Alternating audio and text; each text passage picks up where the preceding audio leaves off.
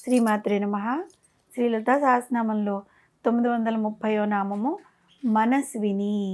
ఈ నామానికి అర్థం ఏంటి అంటే స్వతంత్రమైన మనసు కలిగినది అని అర్థము. అమ్మవారు తన మనస్సును ఆధీనం నందు ఎప్పుడూ ఉంచుకుంటుంది. మనస్సు ఈమె యందు స్వతంత్రంగా అధివసించి ఉంటుందన్నమాట. మనసు ఆమెపై ఆధారపడి ఉంటుంది. అంతేగాని మనస్సుపై ఆమె ఆధారపడి ఉండదు. అమ్మవారి యొక్క మనసు పరాధీనం కాకుండా ఆ తల్లి యొక్క మనసు ఆ తల్లి యందే ఆసక్తి కలిగి ఆమె ఆధీనంలోనే ఉంటుంది. కాబట్టి పరమేశ్వరిని మనస్విని అని పిలిచారు. జగద్గురువులు ఆదిశంకరులు మననం మనః అని వ్యాఖ్యానించారు. అంటే ఏంటి? మననం చేయుట మనస్సు యొక్క లక్షణము అని. మననము అనే లక్షణం వల్లనే మనస్సు అనేది గుర్తింపబడుతూ ఉంటుంది. మననము లేకున్నట్లయితే అసలు ఉపాసనయే లేదు కదా. నిరంతరం మననము అనే ప్రక్రియ వలన మనస్సు పరబ్రహ్మ రూపమవుతుంది. అందుకే తైత్తిరీయ ఉపనిషత్తు మనస్సును మన ఇత్యుపాసితవ్యం మానవాత్ భవతి అని వ్యాఖ్యానించింది. అంటే ఏంటి? మనస్సును బ్రహ్మంగా భావించండి, అట్టువారే మానవులు అనబడతారు. ఆ మానవతను అనుగ్రహించే మనస్సున్న దేవత ఆ తల్లి మనస్విని. మానవులకి 11 రకాలైన మనోవికారాలు ఉంటాయి. అవేంటి? కామ, సంకల్ప, విచికిత్స, శ్రద్ధ, సత్యము, ధృతి, అధృతి, శ్రీహి, హ్రీహి, బీహి, దీహి, ఈ ఇలాంటి ఈ ఈ ఈ మనోవికారాలు మానవుడు పూర్వజన్మలో ఆచరించిన కర్మ ఫలితములను బట్టి మారుతూ ఉంటాయన్నమాట. అందువలన మానవుని యొక్క పూర్వజన్మల సంస్కారాలను అనుసరించి ఆ పరమేశ్వరి అతని మనసును ప్రేరేపిస్తూ ఉంటుంది. కనుకనే వసన్యాది వాగ్దేవతలు జగన్మాత లలితా త్రిపుర సుందరిని మనస్విని అనే నామంతో కీర్తించారు. ఈ మనోవికారాలన్నీ కూడా ఈ దేహదారులైన జీవులకే కానీ నిర్గుణ నిర్వికల్ప నిరాకార స్వరూపమైన దేవికి ఉండనే ఉండవు. సాధారణంగా మానవుల్లో అధిక శాతం మనస్సు యొక్క ఆధీనంలో ఉంటూ ఉంటారు. ఆ మనసు వారిని తమ ఇష్టం వచ్చినట్లు ఆడిస్తూ ఉంటుంది.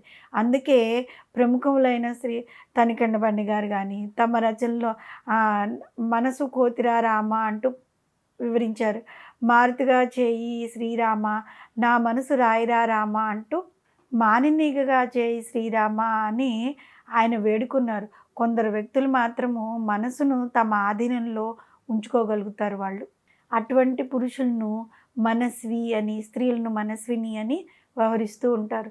మనకి ఏ సమయంలో ఏమి ఇవ్వాలో ఆ పరమేశ్వరునికి తెలియదా? ఈ విషయాన్ని మనం గ్రహించలేక తమకు కావాల్సినవి పొందటానికి ఎంతో తాపత్రయపడిపోతూ ఉంటారు. రావాల్సిన వాటిని పరమేశ్వరి తగిన సమయంలో తప్పక ప్రసాదిస్తుందని, రానవసరం లేనివి మనకు ఎంత తాపత్రయపడినా రావని మానవుడు గ్రహించగలిగినాడు అతడు మనస్విని అని కీర్తింపబడిన జగన్మాత తత్వమును గ్రహించగలుగుతాడు. ఎవరైతే ఇంద్రియాలను మనసును తమ ఆధీనంలో ఉంచుకుని దృష్టిని ప్రాపంచకమైన విషయాలపై కాకుండా పరబ్రహ్మ స్వరూపిణి అయిన లలితాంబికపై కేంద్రీకరిస్తారో వారు ఎటువంటి ప్రలోభాలకు లోను కాకుండా, తాపత్రయాలకు గురి కాకుండా, మనోవికారాలకు దూరంగా ఉంటారు. అటువంటి వారు సాక్షాత్తు జగన్మాత అంశ తమలో కలిగిన వారే ఉంటారు. ఎటువంటి మనోవికారాలు లేక మనస్సును తన ఆధీనంలో ఉంచుకుని ఎల్లప్పుడూ తుర్యాస్థితి యందు ఉండునది ఆ తల్లి. జీవులకు 3 రకాలైన శరీరాలు ఉంటాయి. అవి స్థూల దేహము, సూక్ష్మదేహము, కారణదేహము. వీటిలో కేవలం స్థూల దేహం మాత్రమే ఈ జన్మలో లభించింది. సూక్ష్మ కారణ దేహాలు జన్మ జన్మల నుంచి వస్తూ ఆయా జన్మల్లో స్థూల శరీరం చేసే పుణ్య పాప కార్యాలను అనుభవించకుండా మిగిలిపోయిన కర్మశేషంతో కలిగి ఉంటాయన్నమాట. ఇవే వర్తమాన జన్మల్లో మనసుకు మూలాలవుతూ ఉంటాయి.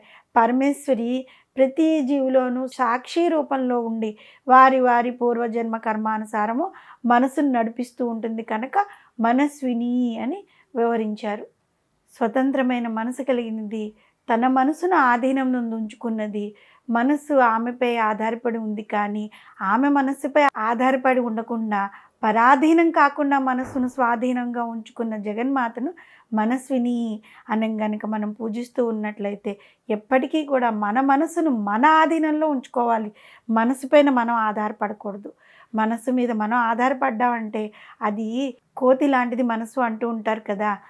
అది దాని విచ్చలవిడిగా తన కోరికలను కోరుతూ ఉంటుంది. కాబట్టి మనసు వెళ్ళిన చోటికి మనం వెళ్ళకూడదు. మనసుని మన ఆధీనంలో ఉంచుకునే విధంగా అమ్మవారు మనల్ని ఆశీర్వదిస్తుంది. శ్రీమాత్రే నమః.